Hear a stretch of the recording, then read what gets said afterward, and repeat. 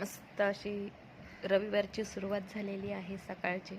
आणि बाजार असतो अघईला. आम्ही अघईला होतो शनिवार रविवार. तर आईंनी मस्त बाजारातनं तानसा तलावाची मच्छी आणलेली आणि ह्याला बोलतात बालशा किंवा तलवार बालशासुद्धा बोलतात. तर मला खूप प्रचंड आवडते बारीक मासे.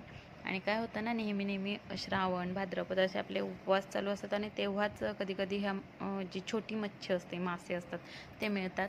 पण मला ह्यावेळेस आईंनी आणले, त्यांना मी तेला आवडते.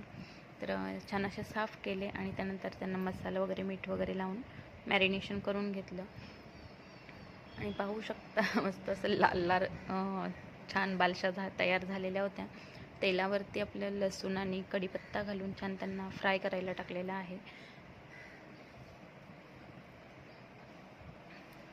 मस्त कुरकुरीत झालेलं आणि एक बॅच तर पूर्ण अशी फ्राय करून झालेली, ती साईडला केलेली आणि मध्ये दुसरी बॅच टाकलेली.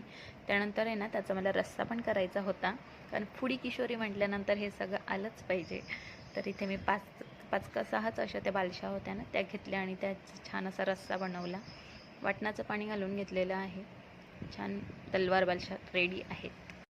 हे जे झाडाचे जे फांद्या अशा उभ्या केल्यात ना मोठ्या, त्यांना खाकऱ्या म्हणतात आमच्याकडे. आणि त्याला करांदे कोणी हे लावलेलं आहे. आणि तो जो समोरचा झाड होता तो कढीपत्त्याचा होता. खूप मी कढीपत्त्याची चटणी बनवलेली ना, पाठवलेली आईने, खूप असा कढीपत्ता तो तिथलाच होता. त्यानंतर ही जी खालची हिरवळ पाहताना, तर ते सगळे माठाच्या भाजीचे आहेत. 3 प्रकारच्या माठाच्या भाज्या झालेल्या आहेत, लाल, हिरवी आणि काटेरी हिरवी असते ती. तर ह्या पेरलेल्या नाहीत, आपोआप झालेल्या आहेत. आणि इथे आईसुद्धा मला मदत करायला आलेल्या. त्या बोलतात पटापट आपण काढून घेऊ. आणि त्यानंतर इथे बघा देठ दाखवते मी, मस्त असे देठ पण झालेले, तरी अजून कोवळ्या आहेत, गणपतीपर्यंत एकदम मस्त होतील.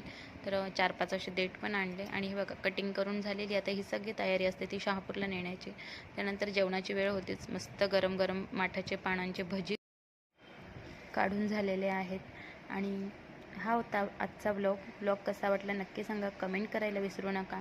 त्यानंतर जे कोणी नवीन असतील आपल्या चॅनलवरती त्यांनी सबस्क्राईब करा व लाईक करायला विसरू